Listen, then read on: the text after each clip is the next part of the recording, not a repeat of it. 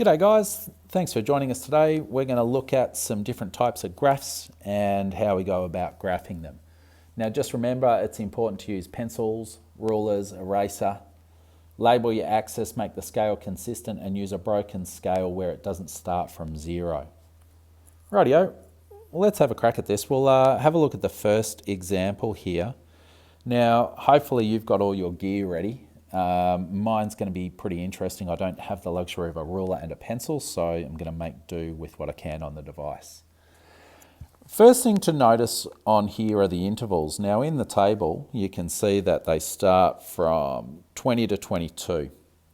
Now down the bottom you can see on the x-axis it starts at 20. Now ideally I probably would have started this x-axis at 18 if I'd done it a little better. So I'll show you what I mean by that. Now the problem is when we look at the intervals 20 to 22, well, it actually encompasses all of the values from 19.5 up to 22.49.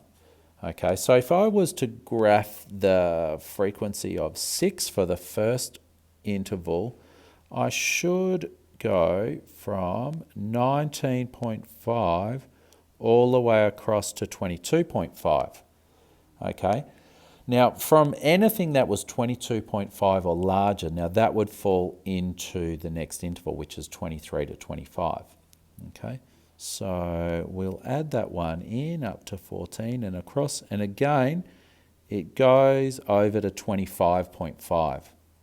Okay, so the next one starts at 26, and again that should be at 25.5, and that goes to 8 and goes across to 28.5, and so on. So you can see the next one will go across to 31.5, and the last one should go up to 34.5. Now ideally they'd be all even and they'd be ruled and everything like that, but hey, you get the idea hopefully with that one. Alrighty, graph number 2. Alright, so this one here is an interesting one. It's a little bit more particular on the values. Okay, so what this interval is saying, that the scores can be anything including 30 all the way up to, but not including 40. Okay, so 30.0 is included, and everything up to 39.99 is also in there, but as soon as it hits 40, well, 40 is going to be in the next interval there.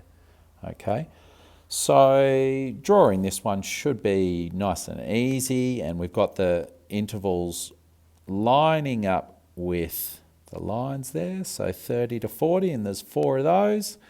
And the next one we're going to go up to 7, looking pretty good there. And the next one up to 8 and 4, and then finishing with a 2. Whoa, close enough. Don't you do it like that, but let's just say it would have been a little neater on yours.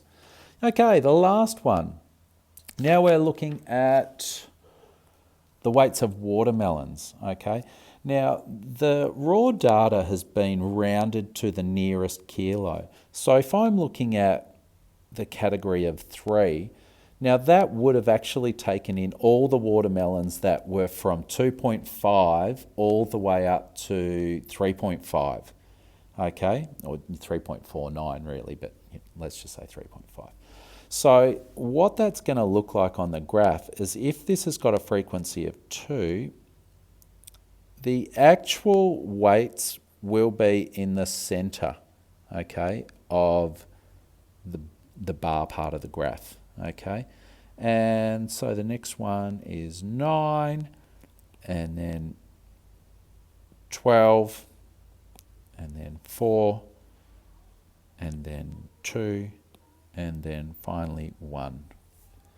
Alrighty, so that's just a couple of things with the graphing. You'll do a few of these as you go through the exercises. Please make sure you refer back to the notes when you're doing them.